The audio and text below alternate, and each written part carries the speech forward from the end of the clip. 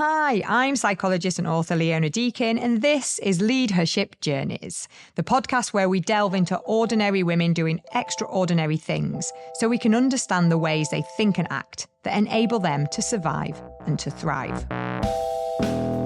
Last week, we heard from Zoe Gascoigne.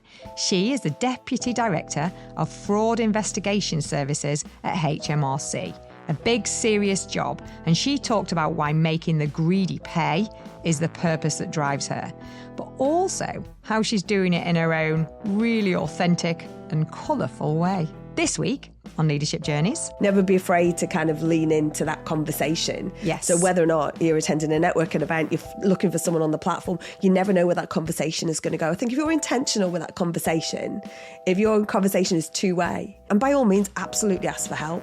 But I think if that intention is there, you never know where it's going to lead. And it's when I find out about those in months and years later, I have like massive FOMO. I'm like, how did I not know that happened? And I always feel like that absolutely, I wasn't in the room like Cilla Black bringing people together, but there's an element of what have we enabled through this community. Can saying yes to any and every opportunity really lead you to living your dream?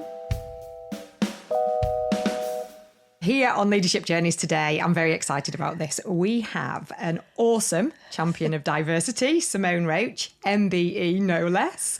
Not only is Simone the founder and CEO of We Are Power, an organisation with the aim of accelerating gender equality, wider inclusion and social mobility across the UK and beyond, she's also a podcast queen, so I'm a little bit in awe today, an honorary captain of the Royal Navy, and my husband is a Royal Navy commander retired, so we'll try not to go off on Navy talk too much. And she was awarded her MBE in 2018 for services to gender equality. So there's so much to talk to Simone about today, all about empowering women, all about inclusivity and diversity.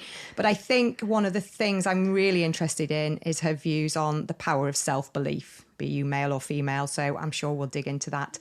Welcome, Simone. Oh, thank you so much, and welcome to my home. Oh, yes, we should say we are recording today on Simone's houseboat, which is awesome. So I, married to an ex-sailor myself, we have a narrow boat, so I'm very jealous of your Dutch barge, yes, which is much wider and much more homely than my little narrow boat.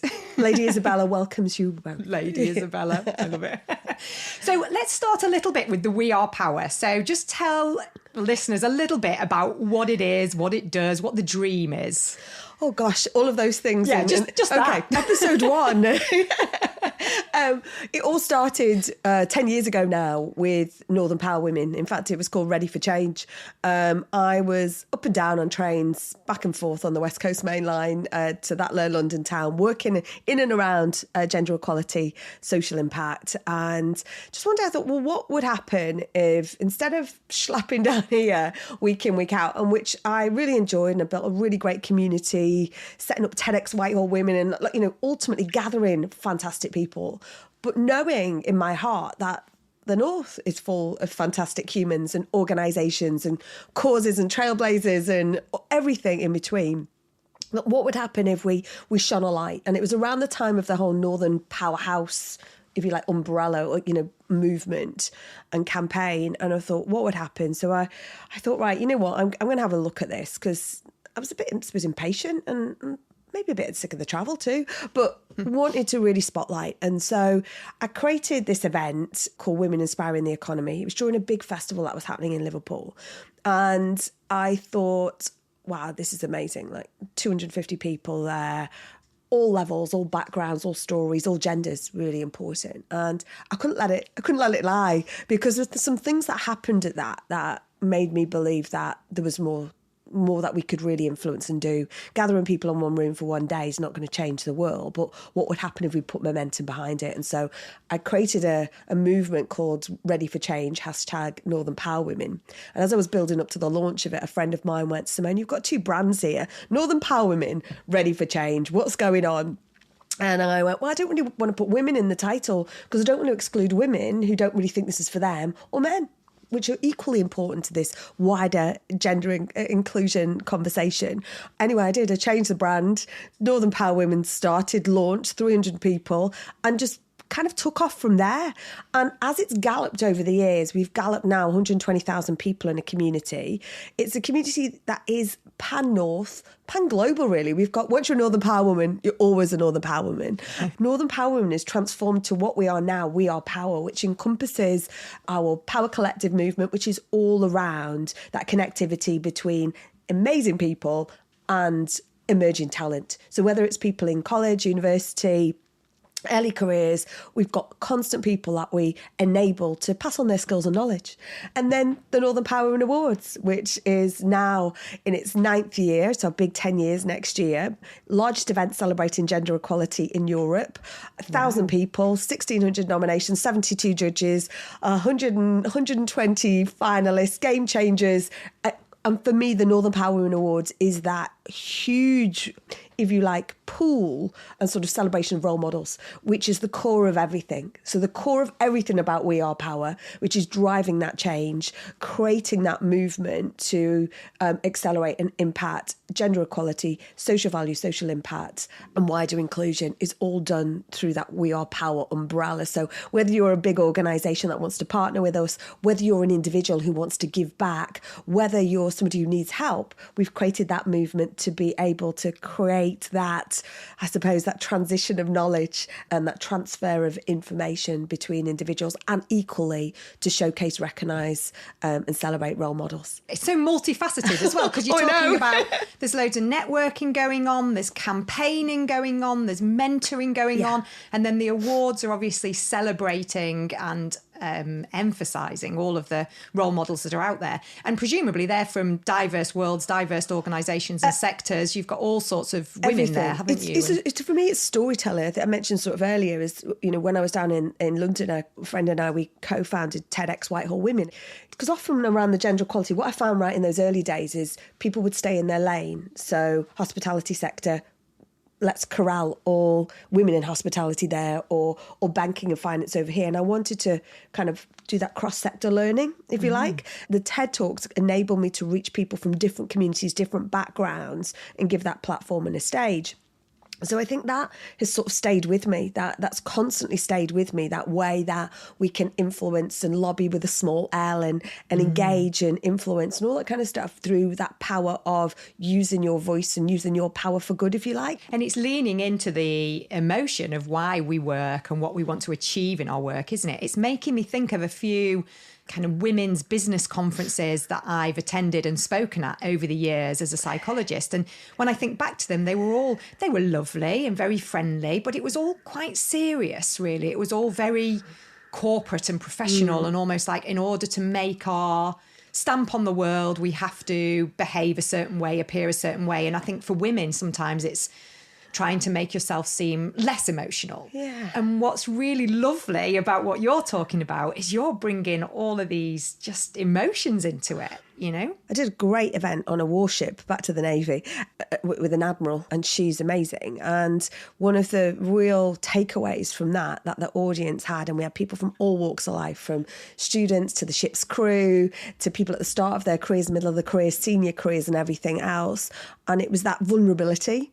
And I think if we can create and enable conversations where, again, we're encouraging people to be themselves, then we're not putting this sugar-coated thing on. So it's not everything has to be happy, and but if we can create that honest environments, then other people can go, oh my God, it's not all perfectly painted, but actually that makes me believe I can. So was the Admiral, was she quite vulnerable then? She was brilliant. Yeah, really talking, in a positive, great, amazing leader, but also talking about some of the things that don't go right. Because sometimes you see people at the top, first female admiral, or, the first chief exec in this sector, or the first leader over here. You see this, and I think if you don't know, you can automatically assume that they've had it all. They've had that one straight line trajectory, and it's all paved. The path was paved. It was laid out. And I think it's really good to show those vulnerabilities and the fact that nothing's paved with gold. There's no silver teaspoon, and people have had their setbacks. And I think when you do that, it makes you realise that, oh my God, actually, they're not all okay. Yeah, it's really important, isn't it? And I think that's one of my motivations for doing this podcast this way, looking at career journeys. Because what I've observed, obviously, as a psychologist, you get to hear that inner vulnerability, the things that your clients are worried about or the obstacles they're struggling with. And they might be a managing director, chief exec, or a senior leader.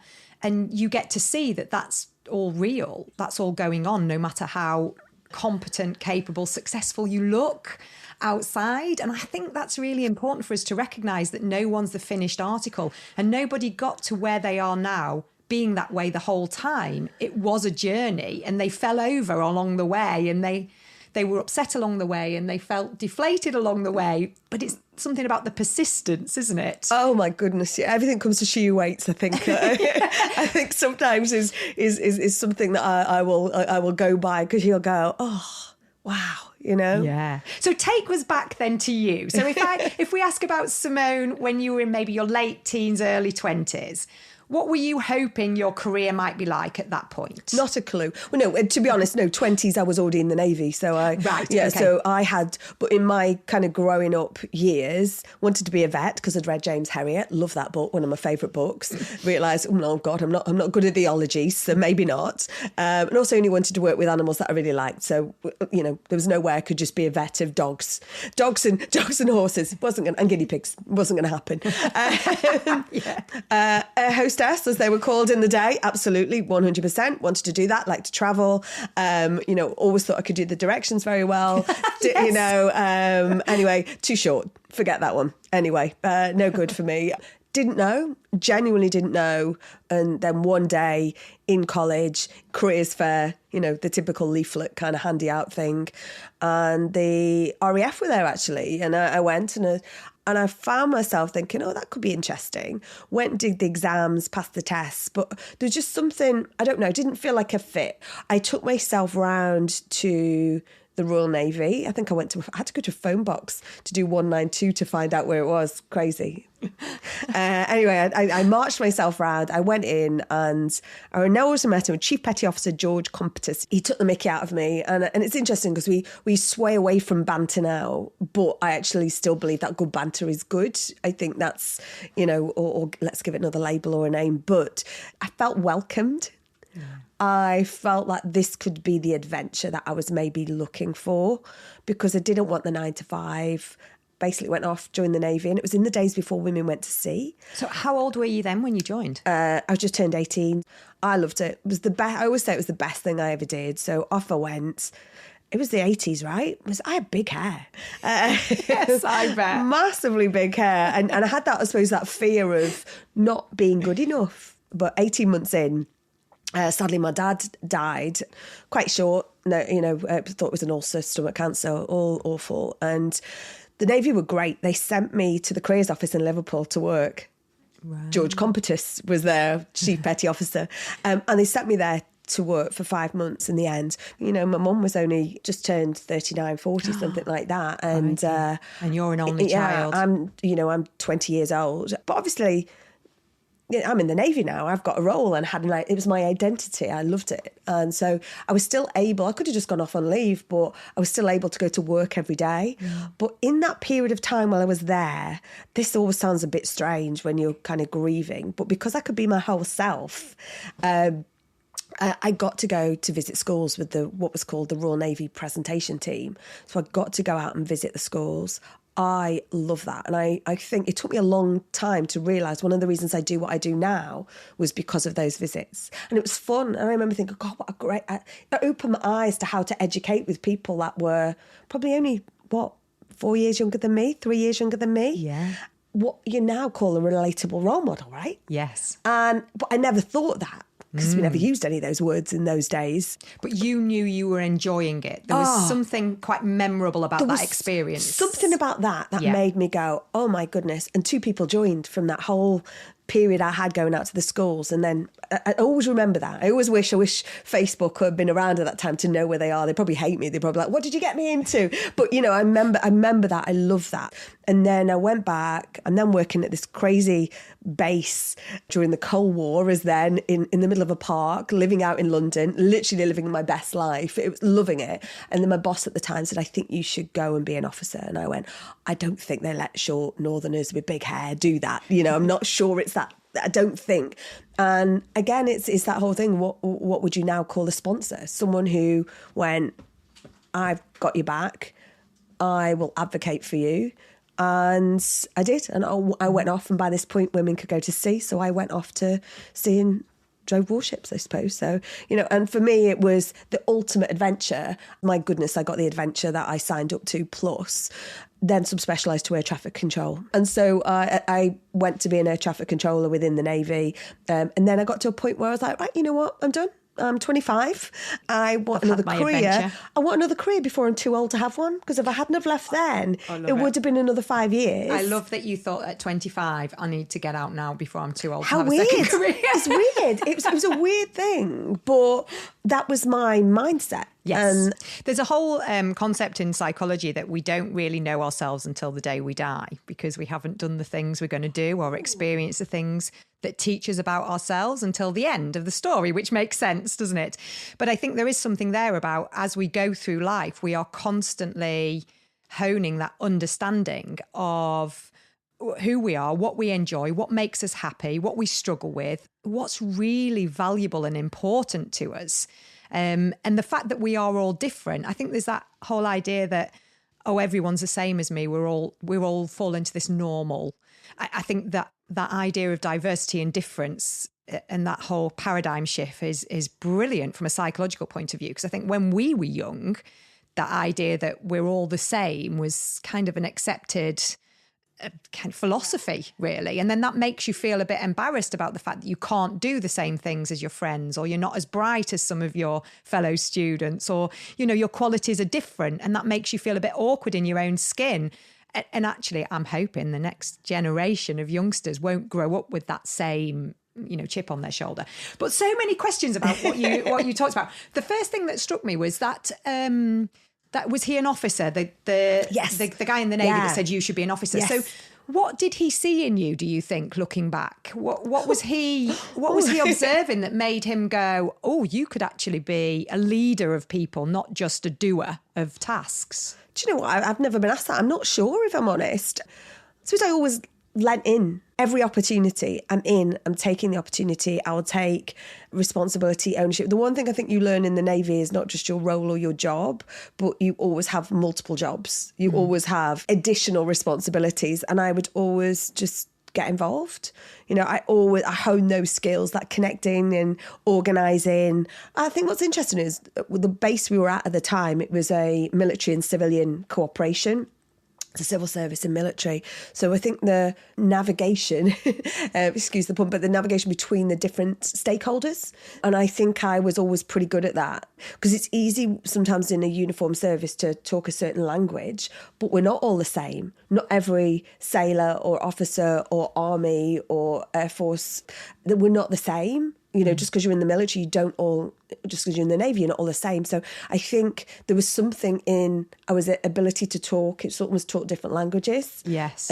If you like. So I think there was something in that. And it was just always I would always go, yeah, I can. I think maybe it's the positivity as well. Positivity, good communication skills, adaptable communication skills. Yeah. It's interesting. When I worked with the police, one of the things we always looked for in a good police officer, one of the priorities, was their ability to change their communication style. Yeah. So obviously they can be in court giving evidence one day, and then they can be arresting someone with second language English the next. So that ability to flex 100%. Was really critical. So that's what I'm hearing in that. Yeah, and it's interesting. Back to the Navy, you did foresee that this would be there'll be a lot of Navy in this conversation. But there's the role of a chaplain in the Royal Navy.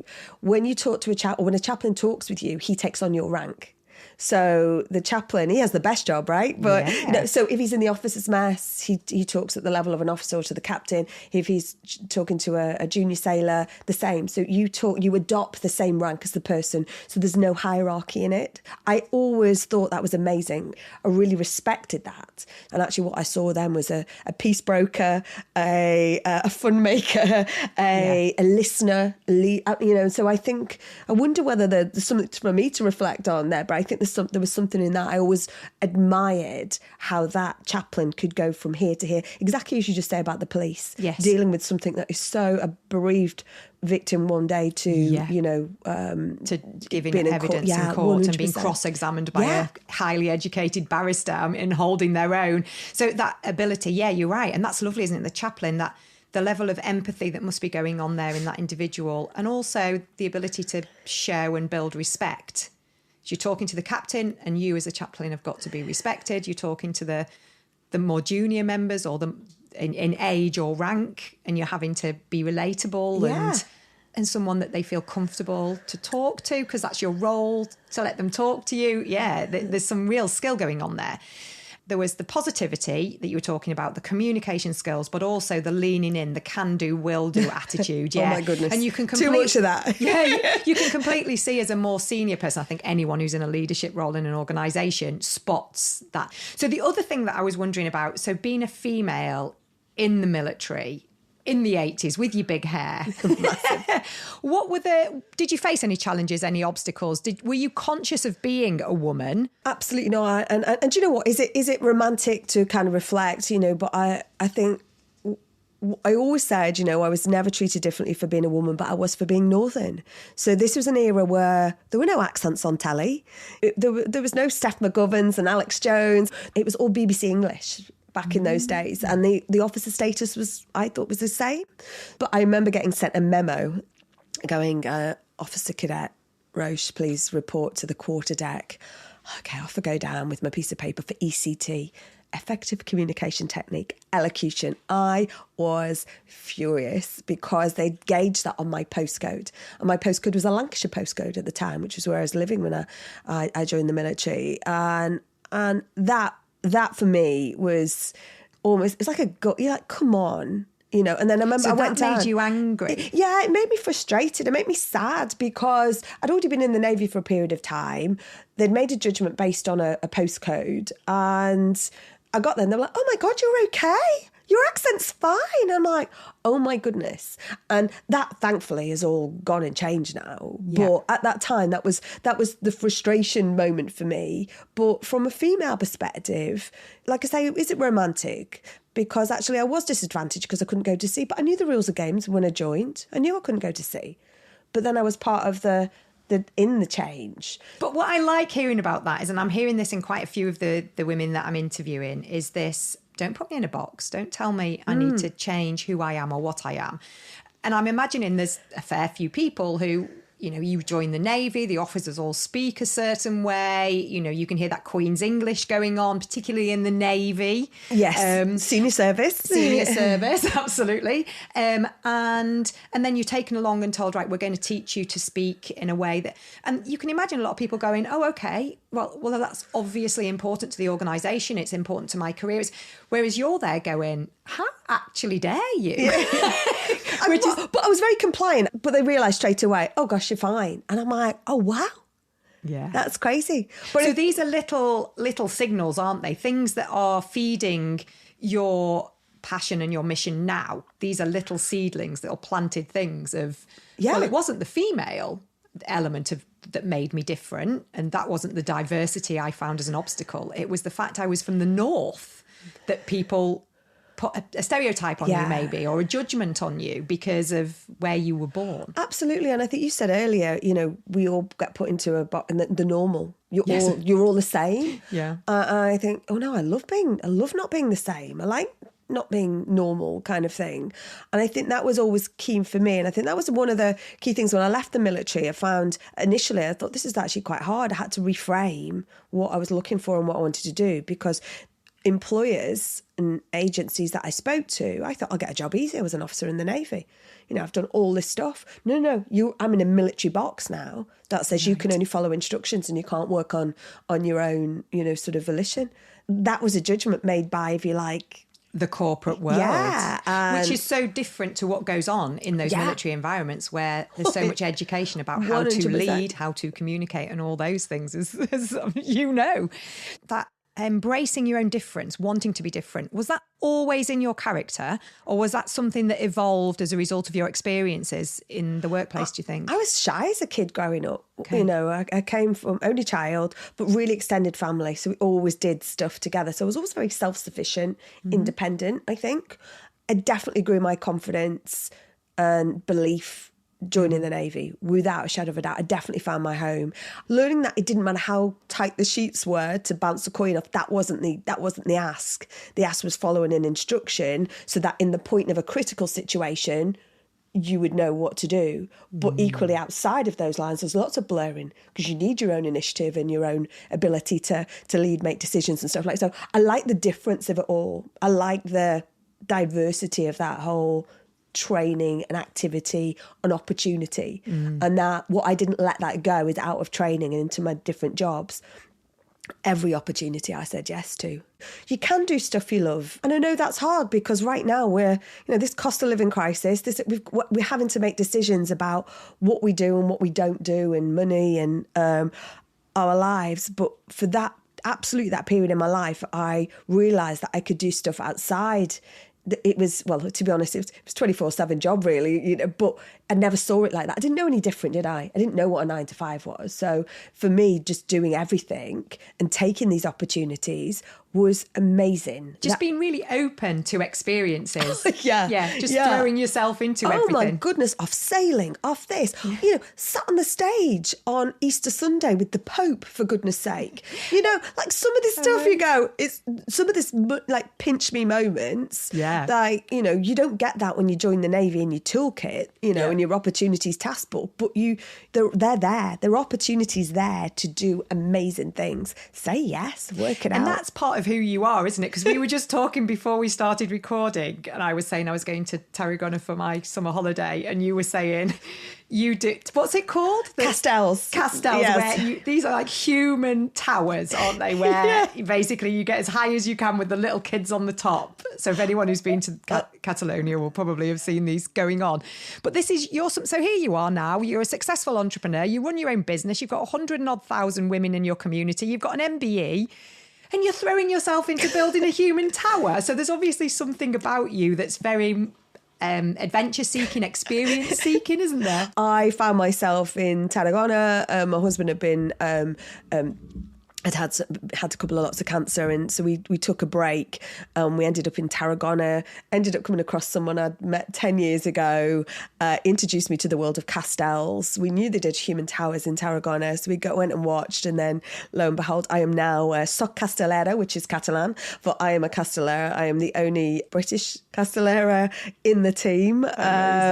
It's phenomenal. But yes, I am. I think I have that affliction of being an all-in girl. I can't just go skirt around the edges. I'm literally all in, and that includes when we're there, Tuesday night training, Friday night training, and a show of a weekend. So summertime is a busy time for me.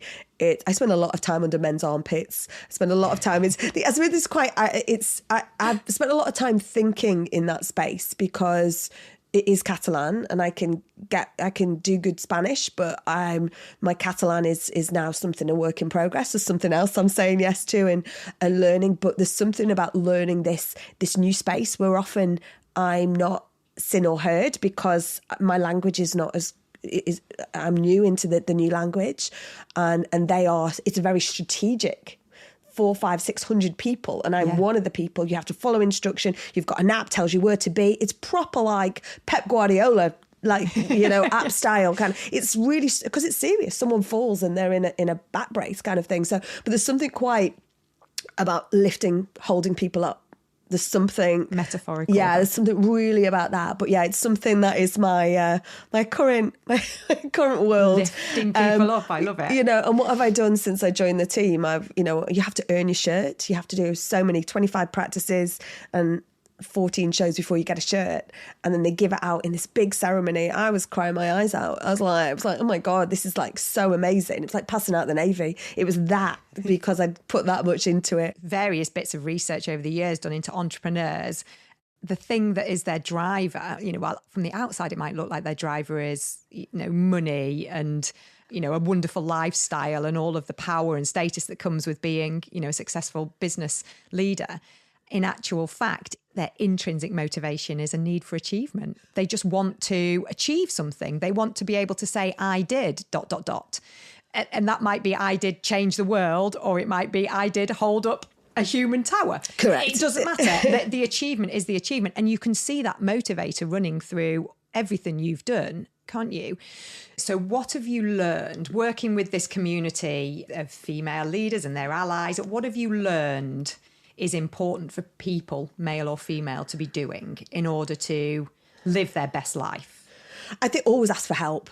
I think asking for help is irrespective. I think of me just dropping into the WhatsApp group the other week, and I didn't ask for help, but it was just, I think I did. I must have given a signal out. I don't do that very often. I think you have to be, people want to support, people want to impart their own knowledge. People want you to, people don't want you to make mistakes that they've made on the whole. We're not talking about, we can't vouch for 100% of people here, can we? The sense for me is creating a community where people can give or gain, like a swap shop. That swap shop of knowledge, that swap shop, it's as simple as that for me. And creating those environments where we can come together and create, I always believe if we bring people together in the right space, with the right energy, with the right connection, communication, magic will happen. And that sounds, does that sound fluffy? No, because I've seen it. It happens year in, year out. I got an email this week. One of your winners last year has changed my life. She wasn't at the awards or anything, but she saw and followed what was going on. And that woman, I was having a really awful time. And the woman, Deborah Lawson, I'm going to shout her out, disability advocate, won our Person with Purpose. And I reached out to her.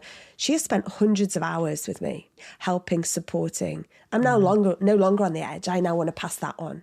Yeah. And I think there's that infectious kind of, if I do something good, or I receive the benefit of that, I can't help but do something good. And it is interesting, the awards, people think about awards being one night and a dinner and lovely, fantastic.